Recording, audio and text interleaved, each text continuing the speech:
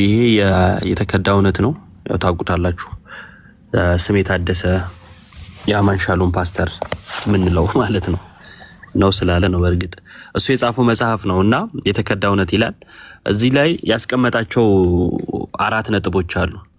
አንድ ፕሮቴስታንት ለስብከት ሲወጣ ምን ማለት አይችልም፣ ምን ማለት ነው ያለበት የሚለውን ያስቀምጣልና እንግዲህ እንደምታውቁት በየገበያው በየቦታው እየወጡ ኢየሱስ ይወዳል፣ ኢየሱስ ያድናል፣ ኢየሱስ እንዲህ ብሎልሃል፣ ስለዚህ ኢየሱስን ተቀበል የሚል ነገር ይናገራሉና ማለት ይችላሉ ወይ? በተለይ ሪፎርመር ቴዎሎጂ የሚከተሉ ሰዎች ማለት ይችላሉ ወይ ነው ጥያቄው። ምን ይላል ፓስተር ስሜ ታደሰ ገጽ 53 ላይ እንደምትመለከቱት ያው ስሜ ታደሰ ነው። እንደዚህ ይላል፣ ክርስቶስ የሞተው ያለ ልዩነት ሰውን ሁሉ ሊያድን ነው ሳንል ይላል። ምን መስበክ ያለብን ለሰዎች መናገር ያለብን እያለ ነው። ቆይ እዚህ ጋር ላንብብላችሁ። ታዲያ ይላል ለመረጣቸው ለእነርሱ ኢየሱስ ክርስቶስ ራሱ የእነሱን መተላለፍ በሞቱ ሊያነሳ ይሰቀላል፣ ይሞታል። ይህን ስናስብ ይላል ኢየሱስ ስለ ሰዎች መተላለፍ ይሰቀላል፣ ይሞታል ብለን ይህን ስናስብ ክርስቶስ የሞተው ያለ ልዩነት ሰውን ሁሉ ሊያድን ነው ሳንል፣ ክርስቶስ የሞተው ለእገሌና ለእገሊት ነው ሳንል፣ ወይም ለመዳን የሚያስፈልግ አቅምን በሰው አኑሯል ሳንል፣ ክርስቶስ የሞተው ለተወሰኑ ሰዎች ነው እንድንል ግድ ይለናል ይላል። እሺ ልድገመው አንዴ።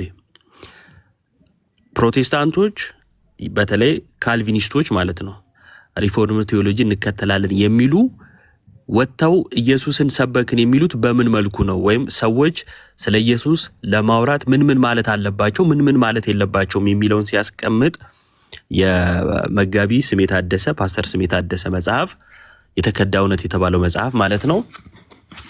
ይሄ የተከዳ እውነት በስሜ ታደሰ ምን ይላል? ገጽ 53 ላይ እንደዚህ ይላል፣ ክርስቶስ የሞተው ያለ ልዩነት ለሰው ሁሉ ክርስቶስ የሞተው ያለ ልዩነት ሰውን ሁሉ ሊያድን ነው ሳንል፣ ክርስቶስ የሞተው ለእገሌና ለእገሊት ነው ሳንል፣ ማለትም ለኢዮብ ነው፣ ለሜሪ ነው፣ ለልደት ነው ሳንል ማለት ነው። ወይም ለመዳን የሚያስችል አቅምን በሰው አኑሯል ሳንል፣ ክርስቶስ የሞተው ለተወሰኑ ሰዎች ነው እንድንል ግድ ይለናል ይላል። የኛ ጥያቄ አሁን እዚህ ጋር ምንድነው? አንድ ፕሮቴስታንት እንደዚህ በየአደባባዩ እየወጣ የሚናገር ጌታን ተቀበሉ የሚል ሰው ስም ጠርቶ እዚህ ጋር ያለነውን ኢየሱስ ለአንተ ሞቶልሃል ማለት ይችላል ወይ ነው ጥያቄ። ለምን ይህን እንላለን? ኢየሱስ የሞተው አስቀድሞ ለተወሰነላቸው ለጥቂቶቹ ነው የሚል እምነት ስላለ በዚህ እምነት መሰረት አሁን አንድ ሰው መጥቶ ልደትን ኢየሱስ ለአንተ ሞቶልሃል ማለት ይችላል ወይ የሚል ጥያቄ ነው። ሐሳብ ስጡበት።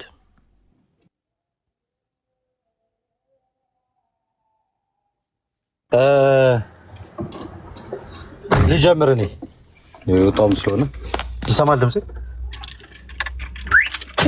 ይሰማል። ኦኬ እንግዲህ ይሄ አሁን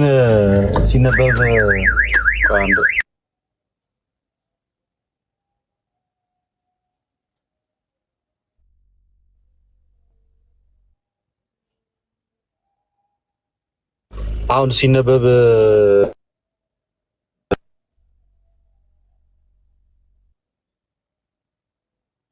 ሚኒስቶችን ትምህርት ነው። አሁን እየተቸገርን ያለ ነው። አብዛኛው ሰው ተቀላቅሎ ስለነበረ ነው። አሁን ግን ነገሮች ግልጽ እየወጡ የመጡበት ነው። አንድ ፕሮቴስታንት ወይም አንድ ካልቪኒስት ክርስቶስ ለዓለም ሁሉ አልሞተም ለተመረጡት ነው ካለ፣ አንደኛ የተመረጡት እነማን እንደሆኑ አያውቅም። የተመረጡት እነማን እንደሆኑ ስለማያውቅ ወጥቶ ክርስቶስ ሞቶልሃል ብሎ አንዱን ሰውዬ መናገር አይችልም።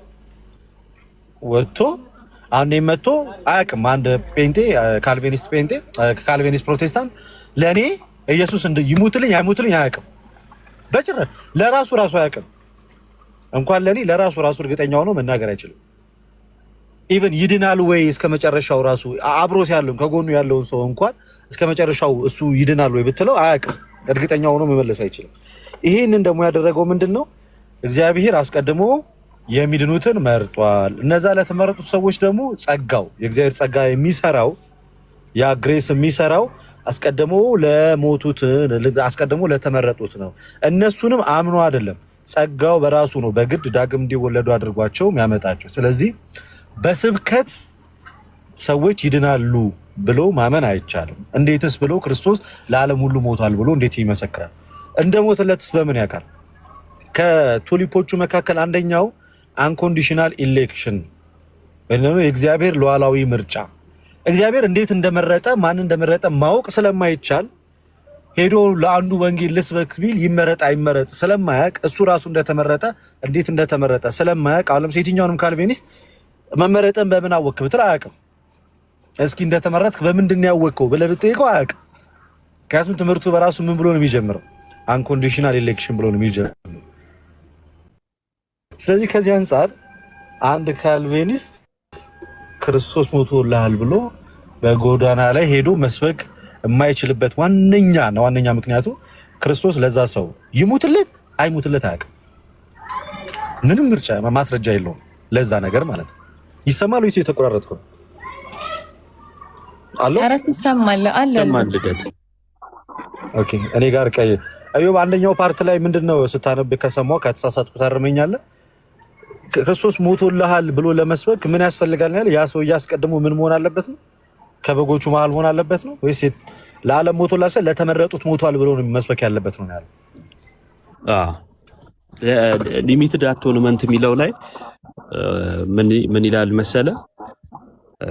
ከቱሊፖች ውስጥ መካከል አንዱ ሊሚትድ አቶንመንት አይደለ? እንደዚህ ይላል።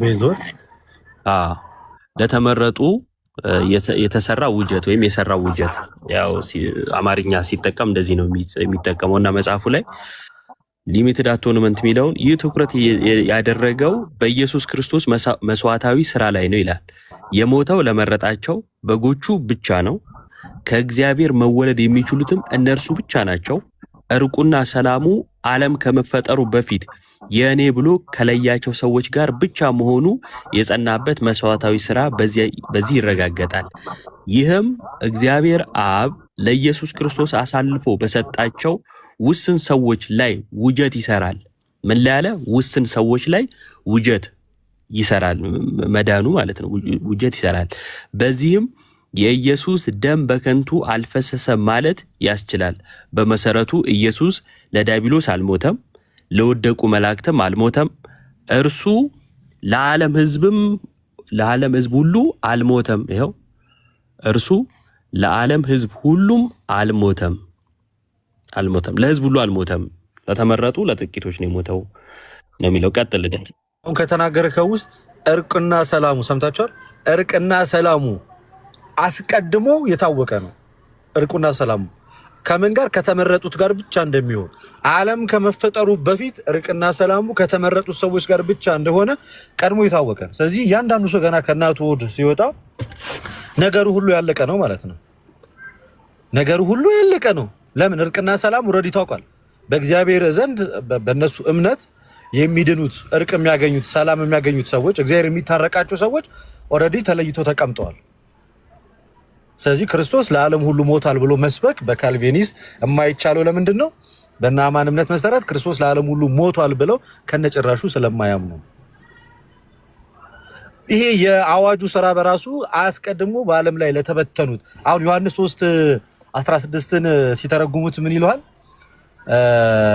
እንግዲህ እግዚአብሔር ዓለምን ሁሉ ወዷልና የሚወደው አንድያ ልጁን ሰጠን አይደለም የሚለው። እግዚአብሔር ዓለሙን ሁሉ ወዷል ሲል ሙሉን ዓለሙን ማለት ሳይሆን በዓለም ላይ ለተበተኑት ለጥቂቶቹ በጎች ነው ይላል።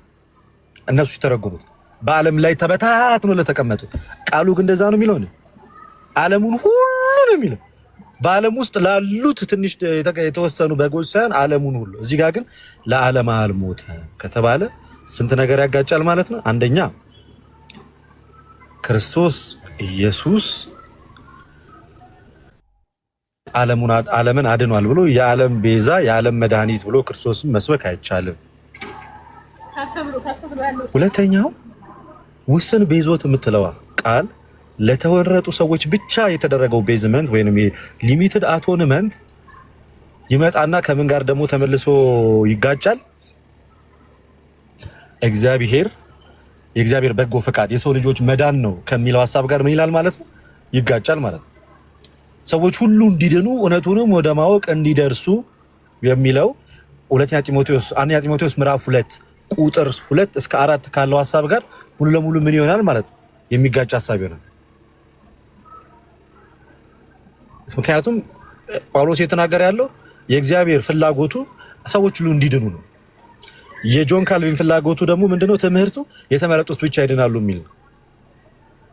ስለዚህ ክርስቶስ ኢየሱስ የመጣው ዓለምን ለማዳን ነው። ጆን ካልቪን በድርሰቶቹ ላይ የሳለው ኢየሱስ ደግሞ የማይታወቀው ኢየሱስ ደግሞ የተመረጡትን ብቻ ያድናል ተብሎ የተጻፈለት ኢየሱስ ነው ማለት። ስለዚህ በኢየሱስ ራሱ እንለያያለን ስንል ከፕሮቴስታንቱ ጋር በዚህ ነው። እኛ የምናውቀው ዓለምን ሁሉ ለማዳን የመጣውን ክርስቶስ ኢየሱስ ነው እንጂ ለተመረጡት ውስን ሰዎች ብቻ ብሎ የመጣውን ክርስቶስ አናውቀውም።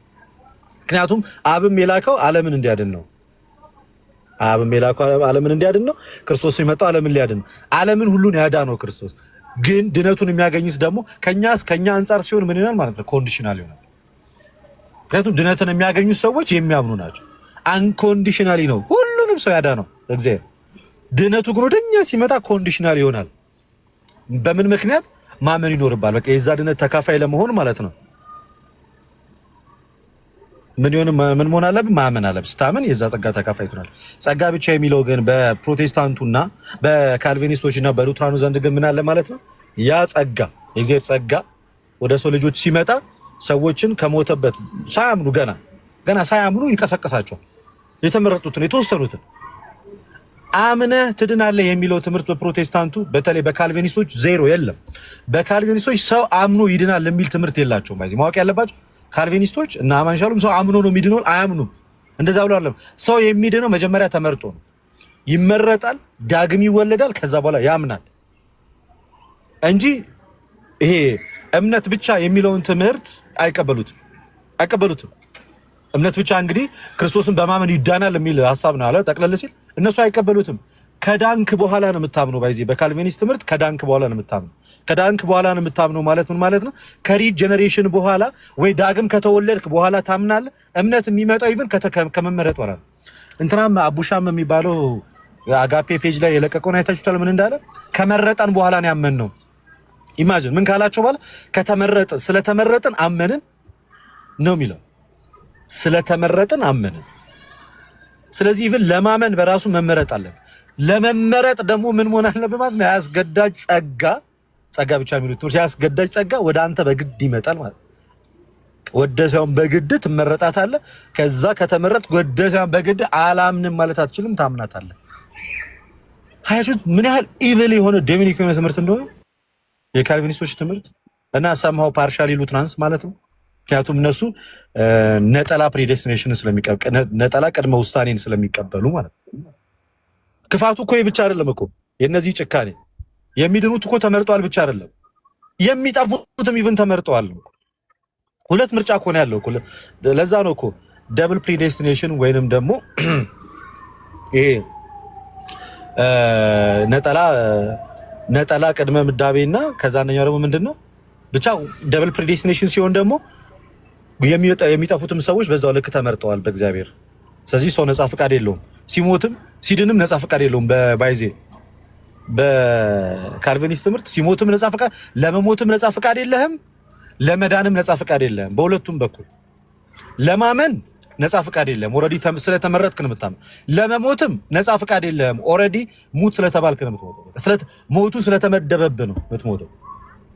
ኢማጂን ሰው ለመኖርም ለመዳንም ነፃ ፈቃድ ያጣል። በካልቪኒስት ትምህርት ሰው ለመኖርም ለመሞትም ለማመንም ለመዳንም ነፃ ፈቃድ ታጣለህ። ምንም የለም። በቃ ሮቦት በቃ ሰው ይሄ ሁለት ሌላ የሚያሳየው ነገር ምንድነው? ትምህርቱ ለሰው ክብር የለውም። ለእግዚአብሔርን ጨካኝ አምላክ ነው። ሰውም በእነሱ ዘንድ ሰው ቦታ የለውም፣ ክብር የለውም። ኢማጂን ምንም በቃ አታውቅም። በቃ አንተ ስለተመረጥክ ብቻ ነው የምትኖረው። ለዛም ነው የኃጢአት ልምምዱ ፕሮቴስታንቱ ጋር በጣም እየበዛ የመጣው። የኃጢአት ልምምድ በዚህ ልክ ጋጠ ወጥ የሚሆነው ሰው በጣም የኃጢአት ልምምዱ እየበዛ የሚመጣው አንድም ትምህርቱ ነው። ሉክ ጋራንትድ ነው፣ ላይፍ ታይም ጋራንቲ ያለ ለሳሊቬሽን ምንም ቢሆን አጠፋ። ከዛስ በአጋጣሚ ሃይማኖት ብትቀይር መጀመሪያ ማልዳንም ነበር ይላል። ደግሞ እኮ የሚያስቀህ ሃይማኖት ብትቀይር አይ መጀመሪያ ማልዳንም ነበር ትባላለህ። ሃይማኖት ስለቀይር ካልዳንም ትባላለህ። ግን እኮ ድነሃል እኮ ከመቀየር በፊት እኮ ድኗል። ለዘላለም ጋራንትድ ነው ሲል የነበረ ሰውዬ ደግሞ ምን ሃይማኖትን ብትቀይር ምን ይላል? መጀመሪያ ማልዳንም ነበር። መጀመሪያም ከተመረጡት አልነበረ። እንዴት አውቅ እንዳልተመረጠ? መመረጡን አለመመረጡን እኮ ማን የሚያውቅ የለም እኮ። ካልቪኒስት እኮ ዝም ብሎ ደንዝዞ የሚኖር ማህበረሰብ እኮ አያውቅም። እንዴት ይመረጥ አያውቅም። እንዴት ጸጋው እሱ ጋር ይምጣ አያውቅም። እንዴት ከሞት ወደ ሕይወት ይምጣ አያውቅም። መኖሩ ብቻ የሚያውቀው ነገር አንድ ነገር ምንድነው መሰላችሁ? የሚያውቀው አንድ ነገር ምንድነው መሰላችሁ? እሱ ሰውየው ድነቱን እንደማያጣ ብቻ ነው።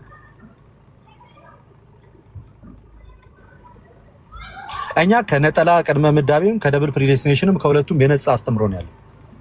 እኛ ሲጀመር ቅድመ ውሳኔ እግዚአብሔር የሚወዱትን ቀድሞ ወስኗል በሚል እኛ ጭራሽ አናምንም። ጭራሽ እንደዚህ አይነት እምነት የለን።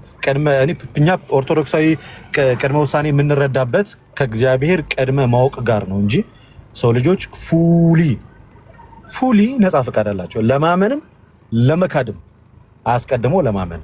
ስለዚህ እኛ በክርስትና በአጠቃላይ በክርስትና የምናምነው ምንድነው? ሰዎችን የሚጠራው የእግዚአብሔር ቃል ነው። ሰዎችን የሚጠራው የእግዚአብሔር ቃል። ሰዎች ደግሞ የሚጠሩት በስብከት ነው። ሰባኪያኖች አሉ። እግዚአብሔር እንግዲህ ወደ ዓለም የላካቸው ቃሉን ተሸክመው ወደኛ የመጡ ሰዎች አሉ። ስለዚህ እግዚአብሔር ነው ወደኛ የመጣው። እኛ ቀድመን ወደ እግዚአብሔር ሄደናልን እኛ እናምን። ስለዚህ የእግዚአብሔር ጸጋ ወደኛ መጥቷል። የእግዚአብሔር ጸጋ ወደኛ ሲመጣ በምን በኩል ነው የመጣው? በቃሉ በኩል። ቃሉ ይሰበክልሃል፣ ትሰማለህ፣ ታምናለህ።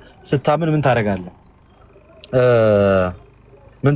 ምን ታደርጋለህ? ትቀበላለህ፣ ሪአክት ታደርጋለህ ማለት ነው። ስለዚህ ሲነርጄቲክ የሆነ ሳሊቬሽንን እንቀበላለን በእግዚአብሔርና በሰዎች መካከል። ሲነርጂ ነው ሲጀመር። ሳሊቬሽን ከመጀመሪያው ጀምሮ ሲነርጂ ነው። ይሰበክልሃል፣ ታምናለህ ወይ አታምንም?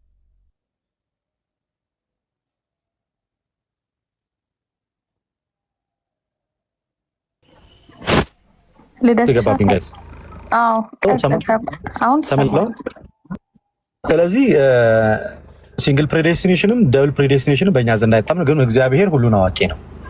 ሁሉን አዋቂ ነው ያምናል። እግዚአብሔር ሁሉን አዋቂ ነው ያምናል። እናምናለን እንደዛ ነው። ሁሉን አዋቂ ነው።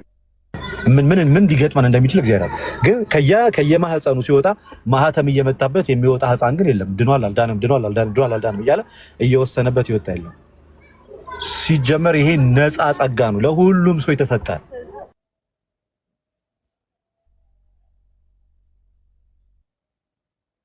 የሚቀበሉት ግን የሚያምኑት ናቸው። ልክ አምነን ሪአክት ስናደርግ የዛን ሰዓት ሲነርጄቲክ የሆነ ሳሊቬሽን ሀፕን ያደርጋል ማለት ደሞመንት አምነን ሪአክት ስናደርግ። ልክ ምን መሰላችሁ የኛ ቤተክርስቲያናችን ድነት ሐዋርያት ሥራ ምዕራፍ 8 ከቁጥር 31 ጀምሮ ጃንደረባው ያነባል መጽሐፉ። ምንም አያውቅም ስለሚያነበው ነገር፣ ድፍን ነው፣ ምንም ያውቀው ነገር የለም። ከዛስ እግዚአብሔር ምን አደረገ? እግዚአብሔር መንፈስ ቅዱስ ላከው። ማንን? ሰባኪውን። ከዛ ሰበከው። ስለምታነበው ነገር ታውቃል? አላውቅም። ስለዚህ የሚያሳውቅ ያስፈልጋል። ሰበከለት። ከሰበከለት በኋላ ገባው። ሲረዳ ምን አለ? አመነ። እንዳልጠመቅ የሚከለክለኝ ማን አለ? በልጁ በኢየሱስ ክርስቶስ ብታምን ይሆናል አለ። ክርስቶስ ኢየሱስ ጌታ እንደሆነ ያ ሰው ያመነ መሰከረ። ሲነርጄቲክ ሆነ ድነቱ እንጂ እግዚአብሔር ዛን ሰዓት ላይ አስገድዶ ሂድ እዛ ጋር ያለው ሰውዬ የግድ መዳን ስላለበት ወደድክም ጠላም እንዲያምን አድርጓል። ፍቃዱን ጠይቆታል። ፍቃዱ ተጠይቋል። ላምብቦ ጋይስ አንዴ ሐዋርያት ሥራ የሰውን ነፃ ፍቃድ ይጠብቃል እግዚአብሔር። ሰዎች እንዲድኑ ኢኒሺዬት ያደርጋል። ኢኒሺዬቲቭ ግሬስ የሚባለው ምን አይነት ግሬስ ነው? በቃሉ በኩል ሰዎች እንዲድኑ ይሰብካል። የዘላለም ሕይወት እንዳለው ቢያምን ከእግዚአብሔር ጋር ተካፋይ እንደሚሆን that is we call the initiative grace ማለት ነው። ግን እሱም አስገዳጅ አይደለም። አስገድደን ሐዋርያት ሥራ ላይ እንደዚህ ይላል። መንፈስም ፊልጶስን ይላል ወደዚህ ሰረገላ ቅረብና ተገናኘው አለው። ፊልጶስም ሮጦ የነቢዩን ኢሳያስ መጽሐፍ ሲያነብ ሰማና በውኑ የምታነበውን ታውቀዋለህን? ኢቭን ጥያቄው ራሱ በጣም ምን የሆነ ጥያቄ ነው፣ ፖላይት የሆነ ጥያቄ ነው። ከዛስ እርሱም የሚመራኝ ሳይኖር እንዴት ይቻለኛል? ጳውሎስ የተናገረው ይሄ ነው። ማመን ከመስማት ነው፣ መስማትን በእግዚአብሔር ቃል። ያለ አስተማሪ እንዴት ያውቃሉ? እንዴት ይሰማሉ? ስለዚህ ምን ታዲያ የሚመራ ያስፈልጋል። የሚመራህ ደግሞ አስቀድሞ በእግዚአብሔር የተመራ መሆን አለበት፣ ላይክ ሐዋርያት ማለት ነው። ከዛ ወጥቶም ከእርሱ ጋር ይቀመጥ ዘንድ ፊልጶስን ለመነው። ስለዚህ ፍቃዱን አሳየ ለማወቅ ፈለገ ከዛስ ያነበው የነበረው መጽሐፍ ክፍል ይህ ነበር ይላል እንደ በግ ወደ መታረር ተረዳ የበግ ጠቦቶች በሸላቹ ፊት ዝም እንደሚል ጠቦትም ዝም እንዲሁ አፉን አልከፈተም ማለት በውርደቱ ፍርድ ተወገደ በህይወቱ ከምድር ተወግዳለችና ከትውልዱስ ማን ይናገራል አለ ጃንደረባውም ለፊሊጶስ መልሶ እባክህ ነብዩ ይህን ስለማን ይናገራል ሲለው ስለራሱ ነው ወይስ ስለሌላ ፊሊጶስም አፉን ከፈተ ከዚህ መጽሐፍ ጀምሮ ስለ ኢየሱስ ወንጌል ሰበከልን ለማመን ሊሰበክልን የሚገባው እንጂ ለማመን ቀድመ አትመረጥም ፊሊጶስ ቀድሞ አልተመረጠም በራሱም አልደረሰበትም ልክ በራሳችን ፍቃድ ነው ምንድነው እንደሚሉ ፔላጂያንስ እንደዛም አልሆነም እዚህ ጋር አና በባል ተረዳም he can't አንደርስታንድ አድርጎ መዳን አይችልም የእግዚአብሔር መንፈስ ነው የእግዚአብሔር ሐሳብ ከዛስ ፊሊጶስም አፉን ከፍቶ ስለ ኢየሱስ ሰበከለ በመንገድም ሲሄዱ ወደ ውሃ ደረሷል ጃንደረባው ምን ነው ውሃ እንዳልጠመቅ የሚከለክለኝ ምንድነው አለው ሪአክት አደረገ this is synergetic የሆነ ሳልቬሽን ምንድነው እዚህ ከዛ ፊሊጶስም በልብህ ብታምን ያለው ተፈቅዶልሃል አለው ምን ብትል ብታምን እዚህ ጋር ፍሪ ዊል እንዳለው እያሳየው ነው ብታምን ያለው በቃ አምናሃል ተመርጣል በቃ ወደ ውሃው ግባ አለ ፊሊጶስም በፍጹም ልብ ብታምን ተፈቅዶልሃል አለ መልሶም ኢየሱስ የእግዚአብሔር ልጅ እንደሆነ አምናለሁ አለ ኮንፈርም አደረገ ታምናለህ አለው አዎ አምናለሁ ስለዚህ ነፃ ፍቃዱን ተጠቅሞ አመነ እግዚአብሔር እዚህ ጋር ታዲያ ሌትስ ሲ ይሄ irresistible grace ወይንም ደግሞ መቋቋም የማትችለው ወይም ሪጀክት ማድረግ የማትችለው ጸጋ ብቻ ቢሆን ትምርቱ እዚህ ጋር ኢማጂን አስገዳጅ ጸጋ ቢኖር ገና ከጅምሩ በካልቪኒስቶች ትምርት ቢሆን ኖሮ ኢማጂን ጃንደረባ ኦሬዲ ምን የሆነ ነበር ሴሌክትድ ነበር ማለት ነው ማለት አይችልም እዚህ ጋር ግን ብታመን ተባለው ከአምናለው አለ ሪአክት አደረገ ከዛ ተጠመቀ ይሄ ነው የኦርቶዶክሳዊ የመዳን ትምርት ባጭ ሉትራኑስ ለማመን መጀመሪያ የእግዚአብሔር ጸጋ ለማመን ምክንያቱም ሉትራንም የሰው ልጅ ነፃ ፍቃድ የለውም ብለው ነው የሚያምኑት the bondage of will መጀመሪያ ነፃ ፍቃድ በማጣት ውስጥ የታሰረ ነው ነፃ ፍቃድ የለውም ሉዝ አድርጎታል ይሄ ትምርታቸው ለዚህ ሁሉ እዚህ ደረጃ የመድረስ ዋነኛው መንሻቸው ምን መሰላችሁ ለቶታል ዲፕራቪቲ ደግሞ መነሻው ምን መሰላችሁ ለሁሉም ትምርት ለዚህ ሁሉ ጥንቅጡ ትምርት መነሻው ኦሪጂናል ሲን ነው ጋይስ ባይዚ ኦሪጂናል ሲን ኃጢአት ይወራረሳል ብሎ ስለሚያምኑ ነው ስለዚህ ሁሉም ከናቱ ማህፀን ሄሬዲቲካሊ ኃጢአት እየተወራረሰ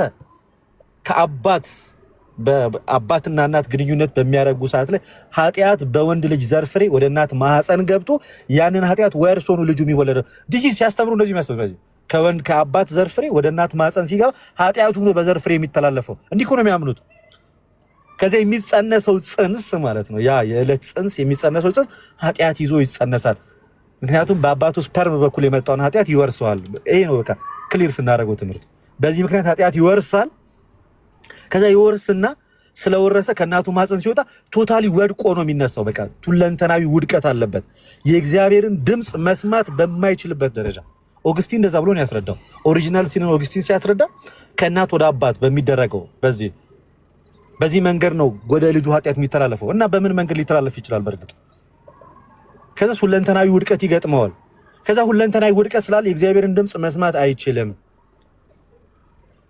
የእግዚአብሔርን ድምጽ መስማት አይችልም የእግዚአብሔርን ድምጽ መስማት ካልቻለ ዴድ ከሆነ የሚያነሳው ያስፈልገዋል ምን የእግዚአብሔር ጸጋ ያ ምን የሚባል ጸጋ irresistible grace ያ ጸጋው ያነሳዋል ከዛ ጸጋው ያነሳውና እንዲያምን ያደርገዋል ቃሉን እንዲሰማ ያደርገዋል መጀመሪያ ጸጋው ጆሮውን ከፍቶ ቃሉን እንዲሰማ ያደርገዋል እንዲያምን ያደርገዋል እንደዛ ለማድረግ ማስቀድሞ ጸጋው ሪጀነሬት ያደርገዋል ድጋሚ ውልደት የመጀመሪያ ውልደቱ ፌል ስላደረገ ድቅቅቅቅቅ ብሎ ስለወደቀ ያ ጸጋ ድጋሚ ምን እንዲል ያደርገዋል እንዲነሳ ያደርገዋል ሪጀነሬት ይሆናል ለማመን ዳግም መወለድ አለበት በካልቪኒስቶች ዳግም ይወለድና ከዛ ያምናል በዚህ መንገድ እኮ ነው ጋይስ አያችሁት ምን ያህል ኢቪል ትምህርት እንደሆነ ምን ሰይጣናዊ ትምህርት እንደሆነ ሌሎቻችሁ የሚሄዱበት ለአሁን ነው ይበቃኝ ዜራኮ እሺ ልደትሻ ቃሎት ያሰማል ክርስቲያን ሰላም ብያለሁ ባሩክ አሸናፊ ሁላችሁንም አሁን የገባችሁትን ሰላም ብያለሁ ምትጨምሩት ሐሳብ ካለ ለእናንተ እድሉ ልስጣችሁ ማይኬን በመሃል መከፍተው ጋይስ እንዳይዘረግፋቸው ነው እሺ የሚያስተጋባ ከሆነ ትነግሩኛላችሁ ኦፍ አድርገዋለሁ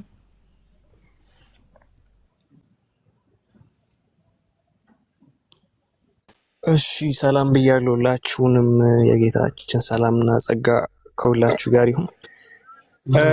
እኔ እንኳን ቅድም ዶክተር ሜንሽን አድርጋኝ ነበርና ከእስልምና ጋር ካለው ከቀድር አስተምሮ ጋር እሺ ሮብ ይቀጥል በቃ። እኔ ከመሃላችሁ ውጣ ማርያምን ከናንተ መሃል ማልቀመጥ ሰው ነኝ። እኔ ከመሃላችሁ ውጣ ኪዳነ ምሕረትን እንቲ ምን ነው ሮቢ በሰላም ነው? አይ አጣተኛ ሰው እናንተ ማለት ነው ያደጋ አይተናል። ለዛ ነው የሚሞት። አረ ጻድቅ የለም የሰው ጻድቅ የለም፣ ሁላችንም ደካሞች ነን። አይ ማርያምን እነሱ ብቻ ይበቃኛል። የነሱ ትምህርት ራሱ ነው ያቁቶኛል። ማርያም እናንተ ብቻ ድንግል ማርያም ተጠብቃችሁ። አሜን። እሺ ሮቢ ሁላችንም ደካሞች ነን። ያው እንደዛ የሚባል ነገር የለም በእርግጥ። እሺ ክርስቲያን ቀጥል። እሺ ሮቢ ቁጭ በልሽ። ሁላችንም ኃጢአተኞች ነን። ማንም ሰው ጻድቅ ነኝ የሚል የለም። ኃጢአት የለብንም ብንል ራሳችንን እናስታለን ስለተባለ የተሻለም ሆነን አይደለም። ያው እንድታውቀው ነው ብትወርድም ማለት ነው። ሐሳቤን ስቀጥል ከእስልምና ውስጥ ካለው ከቀድር ትምህርት ጋር ምንድነው የሚያለያየው ብላ ጠይቃኝ ነበረ ቅድም እና እሱን ትንሽ ብሪፍ ላድርገውና ቅድም ልደትሻ ፕሪዴስቲኔሽን እያለ እየተናገረ ነበር። ፕሪዴስቲኔሽን የሚባለው ነገር ወይም ደግሞ ደብል ፕሪዴስቲኔሽን የሚባለው ነገር ሁለት ነገሮች አሉት በነገራችን ላይ በውስጡ። አሁን ወደ እስልምና ስንመጣ አላህ ወስኗል ነው። ኤቭሪቲንግ ገና ፍጥረት ከመፈጠሩ በፊት አስቀድሞ አንድ ነገር ወስኗል። ምንድነው እሱም ከተባለ ሰዓቲቷ እስከሚጀምርበት ጊዜ ማለት ፍጥረት ከሚጀምርበት ጊዜ አንስቶ እስከሚያበቃበት ጊዜ ድረስ የሚሆነውን እያንዳንዱን ነገር ወስኗል። እሱን ደግሞ በመጽሐፍ ላይ አስፍሮ አስቀምጦታል ነው። የካልቪንም ትምህርት ተመሳሳይ ነገር አለው። በተለይ ደግሞ ይሄ ደብል ፕሪዴስቲኔሽን የሚባለው ነገር ኢሌክሽን አለው። ከዛ በኋላ ደግሞ ሪፕሮቤሽን የሚባል ነገር አለው። ኢሌክሽን ሲባል የሚድኑትን ሰዎች አምላክ መረጣቸው፣ እግዚአብሔር ገና መረጣቸው፣ በጸጋው የሚድኑትን ወስኗቸዋል ነው። ሪፕሮቤሽን ብለን ስንል ደግሞ የሚያወግዛቸው አሉ። ከሷ ለማምለጥ በካልቪን ውስጥ ያሉ አንዳንድ ሰዎች አይ እንደዚሁ ዝም ብሎ ተዋቸው ብለን እንላለን ይላሉ።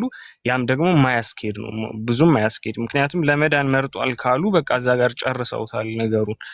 ምክንያቱም ለመዳን የሚጠሩ ሰዎች ካሉ ኦሬዲ ለመሞትም የተመረጡ ሰዎች አሉ ማለት ነው።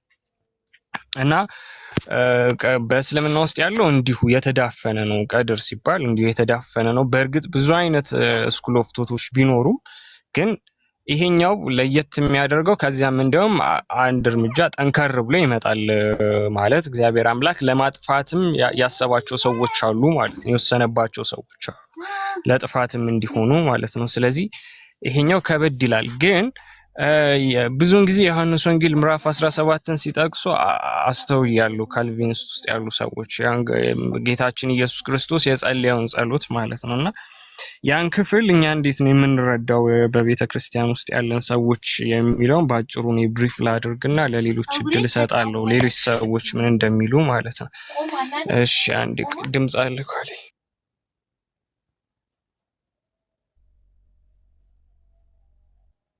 ይቅርታ። ሶስቱን ነገሮች ብሪፍ ላድርግ።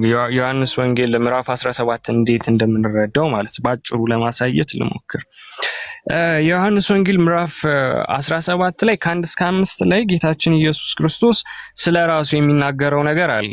ባጭሩ እንትን ለማለት ነው። እሺ ለሌላ ሰው እድል ለመስጠት ስለራሱ የሚናገረው ነገር አለ ጌታችን ኢየሱስ ክርስቶስ።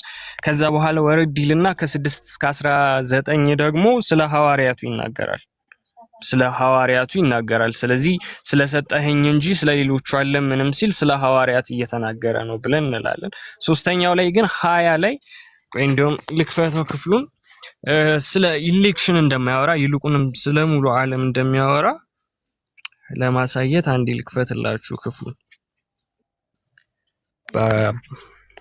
ኦኬ እሺ ይቅርታ።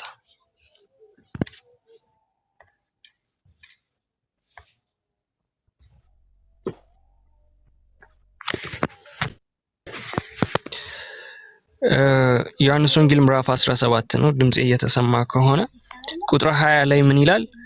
ሁሉም አንድ ይሆኑ ዘንድ ከቃላቸው የተነሳ ይላል በእኔ ስለሚያምኑ ደግሞ እንጂ ስለነዚህ ብቻ አልለምንህም። ብዙውን ጊዜ ካልቪኒስት ውስጥ ያሉ ሰዎች ቁጥር 9 ይመጡና ስለዚህ እለምናለሁ ይላሉ። ስለ ዓለም አልለምንም ስለሰጠህኝ እንጂ የአንተ ናቸውና ብለው ይህንን ብቻ ቆርጠው ያወጡትና አይ የተመረጡ ሰዎች አሉ ማለት ነው። ለተመረጡት ብቻ ነው ጌታችን ኢየሱስ ክርስቶስ የመጣው። ቅዱስ ዮሐንስ አፈወርቅ ደግሞ እንደዛ ነጥቆ ሳይሆን የተሰጡትን ወስዷል ስለሚል ማለት ቅዱስ ዮሐንስ አፈወርቅ እንደዛ ነው የሚለው። ግን ቁጥር 20 ላይ ስንደርስ ደግሞ የካልቪኒስቶች ትምህርት እንደማያስኬድ ላሳያችሁ። ቁጥር 20 ላይ ስንደርስ ሁሉም አንድ ይሆኑ ዘንድ ከቃላቸው የተነሳ በእኔ ስለሚያምኑ ደግሞ እንጂ ስለነዚህ ብቻ አልለምንህም። አንተ እንደላከኝ ማን ያምን ዘንድ ዓለም ያምን ዘንድ ሁሉም ሰው ያምን ዘንድ ማለት ነው። አንተ አባት ሆይ በእኔ እንዳለህ እኔም በአንተ እነርሱም ደግሞ በእኛ አንድ ይሆኑ ዘንድ እለምናለሁ ይላል ጌታችን ኢየሱስ ክርስቶስ። ስለዚህ ጌታችን 3 እርከኖች አስቀምጧል። የመጀመሪያው እርከን ምንድነው ካልን ስለ ራሱ የሚጸልየው ጸሎት አለ። ሁለተኛው እርከን ምንድነው ካልን ስለ ሐዋርያት የጸለየላቸው ጸሎት አለ። ሶስተኛው እርከን ምንድነው ካልን ስለ ዓለም የጸለየው ጸሎት አለ። ስለዚህ እግዚአብሔር አምላክ የሆነን ሰው ለይቶ አልመረጠም። የምንፍቅና ምልክቱ አንዱ ምልክት ምንድነው? ነገሮችን ከት አድርጎ ማውጣት ነው። ትምህርትን ቆርጦ ማውጣት ነው። እና እዚህ ላይ በጣም ብዙ ነገሮችን ማንሳት ይቻላል። እዚህ ክፍል ላይ ግን በቀላሉ ኢሌክሽን የሚለው ትምህርት በጭራሽ የማያስኬድ ነው። እና ቁጥር 9 ላይ ስለነሱ ብቻ ለምናለው ስላለ ጌታችን ኢየሱስ ክርስቶስ ለዓለም አልመጣም ለጥቂት ሰዎች ነው የመጣው የሚለው ነገር በጭራሽ የማያስኬድ ነው። ከሱ ባለፈ ደግሞ ማለት ሎጂካል እንኳን ብናየው 2 ጥያቄዎችን ማንሳት እንችላለን። የመጀመሪያው ጥያቄ ይሁዳ እዛ ምርጫ ውስጥ ነበረ ወይ? ይሁዳ እዛ ምርጫ ውስጥ ከነበረ አዎ የሚሉን ከሆነ ካልቪኒስቶች እንግዲያው ስለምን ጠፋ? ኦኬ ምርጫ ውስጥ አንድ ፕሪዴስቲንድ የተደረገ ሰው ስለማይጠፋ ማለት ነው። ቱሊፕ ውስጥ ያለው አስተምሯቸው ያ ስለሆነ አንዴ የዳነ ሰው አይጠፋም። ፕሪዘርቬሽን ኦፍ ሴንት ማለት ያ ነው። የሆነ ኢሬዚስታብል የሆነ ጸጋ አለ። ከዛ ጭራሽ በድን የሆነውን ሰውዬ ያስነሳውና ኢሌክት ያደርገዋል፣ ይመርጠዋል ያ ጸጋ። ከዛ በኋላ ያ ኢሌክት የተደረገ ሰው ደግሞ ፕሪዘርቭ ነው፣ አይጠፋም። እንደዛ ካላችሁ ይሁዳ ተመርጦ ነበር ወይ? ተመርጦ ከነበረ ለምን ጠፋ?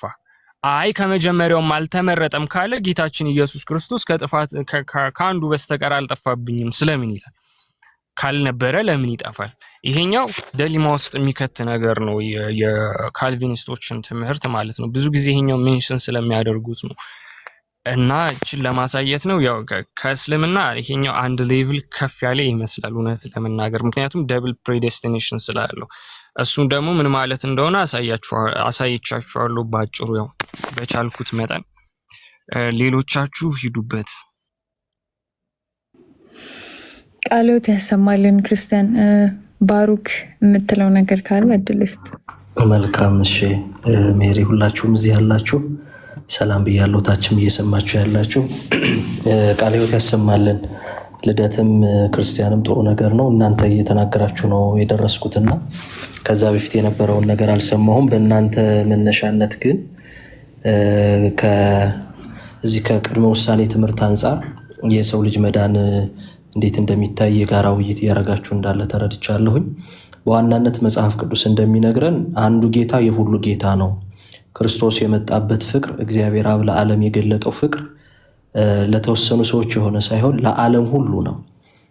ስለዚህ ይህንን በደንብ ማስተዋል አለብን። ሐዋርያው ቅዱስ ጳውሎስ ወደ ሮሜ ሰዎች በጻፈው መልእክቱ ላይ ምዕራፍ 10 ቁጥር 13 ላይ አንዱ ጌታ የሁሉ ጌታ ነውና ይላል። እርሱ ያለው ፍቅር ለተወሰኑ ሰዎች የሚቀነስ ውስንነት ያለው ሳይሆን ለዓለም ሁሉ የሆነ ፍቅር ነው። በነገራችን ላይ ዓለም የመዳኑ መሰረትና ምስጢር ፍቅር ነው፣ የእግዚአብሔር ፍቅር ነው። ይሄ የእግዚአብሔር ፍቅር ደግሞ ፍጹም የሚሆነው ሰዎችን በሆኑ ጉዳዮች የሚለይ ሲሆን ሳይሆን ለሁሉም የሚሰጥ ከሆነ ነው። የመዳናችን መሰረቱ የእግዚአብሔር ፍቅር ከሆነ የእግዚአብሔር ፍቅር ደግሞ ፍጹም የሚሆነው ለሁሉ ለሰዎች ከደረሰ ነው። ይህ ፍቅር ለሁሉ ለሰው ልጅ የማይደርስ ከሆነ ፍቅሩ ራሱ ፍቅር መሆኑ ይቀራል ማለት ነው። እግዚአብሔር ፍቅር ነው። የመዳናችንን መሰረት እግዚአብሔር ለሰው ልጅ ያለው ፍቅር ነው። ይሄ ፍቅር ደግሞ ፍጹም የሚባለው ለሰው ልጅ ሁሉ የሚደርስ መሆን ሲችል ነው። ካልሆነ ግን የእግዚአብሔርን ፍቅር ጥያቄ ውስጥ የሚጥል ይሆናል። የካልቪኒዝም አስተምህሮ ቀጥታ የእግዚአብሔርን ፍቅር ለሰው ልጅ ሁሉ ያለው መሆኑን ጥያቄ ውስጥ ይከታል። ስለዚህ ሐዋርያው ቅዱስ ጳውሎስ አንዱ ጌታ የሁሉ ጌታ ነውና ለሚጠሩትም ሁሉ ባለጠጋ ነው። በደንብ አስተውሉ። ለተወሰኑት አይደለም፣ ለሚጠሩት ሁሉ ነው የሚለው። ለሚጠሩት ሁሉ ባለጠጋ ነው። ጸጋው ማዳኑ ለሚጠሩት ሁሉ፣ ለተወሰነባቸው ለተመረጡት አይደለም የሚለው። ለሚጠሩት ሁሉ አምነው ለሚጠሩት ሁሉ ጸጋው የእርሱ ለእነሱ ይሆናል። የጌታን ስም የሚጠራ ሁሉ ይድናልና። የሚድኑት የተመረጡት የተወሰነባቸው የተወሰነላቸው አይደሉም። የጌታን ስም የሚጠራ ሁሉ ይድናል። ሁሉ የሚለው በእምነት ሆነው የሚጠሩትን የሰው ልጆቹ ሁሉ የሚያቅፍ ነው። ስለዚህ ቀጠል ይልና 14 ላይ ምን ይላል? እንግዲህ ያላመኑትን እንዴት አድርገው ይጠሩታል ይላል። እንግዲህ የሚጠሩት ሁሉ የሚድኑ ከሆነ ካላመኑ ሊጠሩት ደግሞ አይችሉም። ባልሰሙትስ እንዴት ያምናሉ? የሚሰሙት ደግሞ የጌታን ትምህርት የጌታን ቃል ነው። ያለ ሰባኪስ እንዴት ያምናሉ? በመወለድ ሳይሆን ወደ እምነት የሚካሄደው በማመን ነው ወደ ልደት የሚካሄደው። ሰው ደግሞ ሊያምን የሚችለው የጌታን ትምህርት መስማት ሲችል ነው። አሁን በደንብ አስተውሉ። ጌታ የሰጠውን ተልእኮ ዝም ብላችሁ አስተውሉት። ጌታ ሐዋርያቱን ወዴት ነው ሂዱ ያላቸው? ወደ ዓለም ሁሉ። እንዴ የሚድኑ የተመረጡ፣ ለነዚህ ለሚድኑት ደግሞ የማይቃወሙትን ጸጋ የሰጣቸው፣ የማይድኑት ደግሞ የተወሰነባቸው ከሆኑ ወደ ዓለም ሁሉ ይህን ተልእኮ ይዘው እንዲላኩ መደረጉ እኮ መሰረት የለውም ማለት ነው። ትርጉም አይኖረውም። በነገራችን ላይ ወደ ዓለም ሁሉ ሂዱ የሚለው ተልእኮ ትርጉም አይኖረውም። ወንጌልን ለፍጥረት ሁሉ ስበኩ የሚለው ትርጉም አይኖረውም። ሰው በማመን የማይድን ከሆነ ይሄ የማይቃወመው በሱ ውስጥ የሚሰራ የሚሰጠው ጸጋ ስላለ ስለተወሰነበት ከሆነ እመኑ ተብሎ ለምንድን ነው የሚሰበከው? ኦልሬዲ የስብከት አገልግሎት የሐዋርያዊ ተልእኮ አገልግሎት ትርጉም አልባ ነው የሚሆነው። ጥሪው ግን ለሁሉም ነው የተሰጠው። ቃሉን ሰምተው ማመን ለሚችሉ ሁሉ ጥሪው ተሰጥቷል። ለዚህ ነው ጌታ የዮሐንስ ራእይ ምዕራፍ 3 ቁጥር 20 ላይ በደጅ ቆሜ አንኳኳለሁ፣ ማንም ሊከፍትልኝ ቢወድ ወደ እርሱ ገባለሁ፣ ከእርሱ ጋር እራት እበላለሁ። ተመልከቱ፣ ጥሪው ማንኳኳት ነው። በእያንዳንዳችን ልቡና በራፍ ክርስቶስ በቃሉ የተነሳ ነፃ ፈቃዳችንን ተጠቅመን ወደ እርሱ እንድንቀርብ በትምህርት ያንኳኳል፣ በወንጌሉ ያንኳኳል። መክፈት ግን አንድ የተዘጋን ቤት መቼም ውጭ ያለ ሰው ሳይሆን ውስጥ ያለ ሰው ነው የሚከፍተው አይደል? መክፈት ግን የባለ ልቡ ባለ ድርሻ ነው። ስለዚህ ምን አለ? አንኳኳለሁ በደጅ ቆሜ። መዳን የምንችልበትን ጸጋ ማቅረብ የሱ ነው። የመጣውን ጸጋ ግን መቀበል ደግሞ ከፍቶ የኛ ነው። ስለዚህ በሩን ሊከፍትልኝ የሚወድ ቢኖር፣ በደንብ አስተውሉት፣ በሩን ሊከፍትልኝ የሚወድ ቢኖር ማለት በነፃ ፈቃዱ በማመን በነፃ ምርጫው በሩን ሊከፍትልኝ የሚወድ ቢኖር ወደ እርሱ ገባለሁ፣ ከእርሱ ጋር እራት እበላለሁ። ስለዚህ ተመልከቱ፣ ማንኳኳት የሚለው በማንኳኳት አይደለም። በሩ እንዲከፈት የመጀመሪያው ማንኳኳት ነው። ግን ደግሞ የቃሉን መሰረት አድርጎ ትምህርቱን ተቀብሎ መክፈት ግን የአማኙ ድርሻ ነው። ይሄን በደንብ ማስተዋል ያስፈልጋል። በእግዚአብሔር ቅድመ ዕውቅና ሁሉም ሰው እንዲድን የእግዚአብሔር ፈቃድ ነው። በነገራችን ላይ የእግዚአብሔር ውሳኔ ከእግዚአብሔር ፈቃድ የሚቃረን አይደለም። የእግዚአብሔር ፈቃድ ሰዎች ሁሉ እንዲድኑ ነው። እንግዲህ ፈቃዱ ሰዎች ሁሉ እንዲድኑ ከሆነ ውሳኔው ግን ከፈቃዱ ውጭ ሊሆን አይችልም። አሁን ብዙዎች ግን በካልቪኒዝም አመለካከት የሚሄዱ ሰዎች የእግዚአብሔርን ፈቃድ ሌላ፣ የእግዚአብሔርን ውሳኔ ሌላ ያደርጉታል። እግዚአብሔር ፈቃዱ ሰዎች ሁሉ እንዲድኑ ከሆነ በጢሞቴዎስ መልእክቱ ሐዋርያ ቅዱስ ጳውሎስ እንደነገረን የእግዚአብሔር ፈቃድ ሰዎች ሁሉ እንዲድኑ ከሆነ የእግዚአብሔር ምርጫው የተወሰኑትን ለይቶ እንዲድኑ ሊያደርጋቸው የሚችለውን የማይቃወሙትን ጸጋ የሚሰጥበት፣ የተወሰኑትን ደግሞ እንዳይድኑ የሚያደርግበት ምንም አይነት ግራውንድ የለውም ማለት ነው። ለምን? የእግዚአብሔር ፈቃድ ሰዎች ሁሉ እንዲድኑ ነዋ። ፈቃዱ ሰዎች ሁሉ እንዲድኑ ከሆነ የተወሰኑት ሊድኑ የሚችሉበትን ጸጋ እንዲያገኙ የሚያደርግበት፣ ሌሎች ደግሞ እንዲድኑ የሚያስችላቸውን ጸጋ እንዳያገኙ የሚያደርግበት ምንም አይነት ግራውንድ አይኖረውም ማለት ነው። ይሄ በጣም የተሳሳተ አመለካከትና ትምህርት መሆኑን መረዳት ያስፈልጋል። የእግዚአብሔር ፈቃድ ግን ሰዎች ሁሉ እንዲድኑ ነው። ኃጢአተኞችን ሊያጸድቅ የሚችለው ጸጋ ለሰው ሁሉ ቀርቧል። ያንን ጸጋ በፈቃድ ደግሞ አምኖ መቅረብ ደግሞ መቀበል የሰው ነፃ ፈቃድ ምርጫ ውጤት ነው። ካልሆነ በጣም የእግዚአብሔር ፍቅሩ ጥያቄ ውስጥ ይወድቃል። አንድ ሁለተኛ የእግዚአብሔር ፈቃዱ ጥያቄ ውስጥ ይወድቃል። ሶስተኛ የእግዚአብሔር ፍርዱ ጥያቄ ውስጥ ይወድቃል። ታዲያ የሚድኑት የማይቃወሙት ጸጋ የተሰጣቸውና በቅድመ ውሳኔ ውስጥ ተወስኖላቸው ከሆኑ የህይወት ቃልን እንዲሰሙና የእግዚአብሔር መንግስት እንዲከፈትላቸው እናንተ የአባቴ ቡሩካን የሚለው የመጨረሻ ጥሪ ሊደርሳቸው የሚችልበት ግራውንድ አይኖርም ማለት ነው። የማይድኑት እንዳይድኑ ስላልተመረጡ ከሆነ የሚፈረድባቸው ምክንያት ምንድን ነው እንዴ? በልጁ የማያምን ፍርድ ያገኘዋል። ይሄ የታወቀ ነው። በልጁ የሚያምን ደግሞ የዘላለም ህይወት ያገኛል። ስለዚህ የማያምኑት የሚፈረድባቸው ምክንያት ምንድን ነው? ቀድመው እንዲድኑ የሚያደርጋቸው የማይቃወሙት ጸጋ ስላልተሰጣቸው ወይ ስላልተመረጡ ከሆነ መጨረሻ ላይ ለምንድን ነው የሚፈረድባቸው? ስለዚህ ተመልከቱ፣ ፍቅሩን ጥያቄ ውስጥ ይጥላል፣ ፈቃዱን ጥያቄ ውስጥ ይጥላል፣ ፍርዱን ራሱ ትርጉም አልባ ያደርገዋል።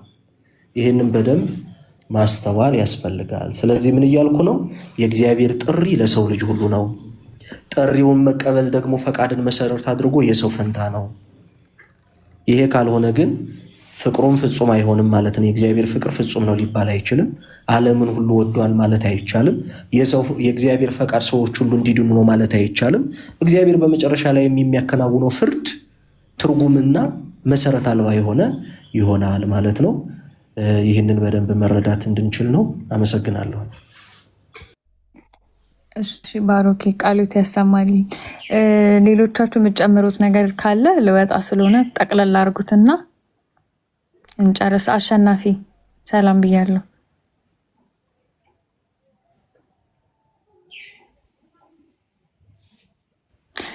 አሸናፊ የለም መሰለኝ። የምትጨምሩት ነገር ከሌለ በዚሁ እንቋጨው።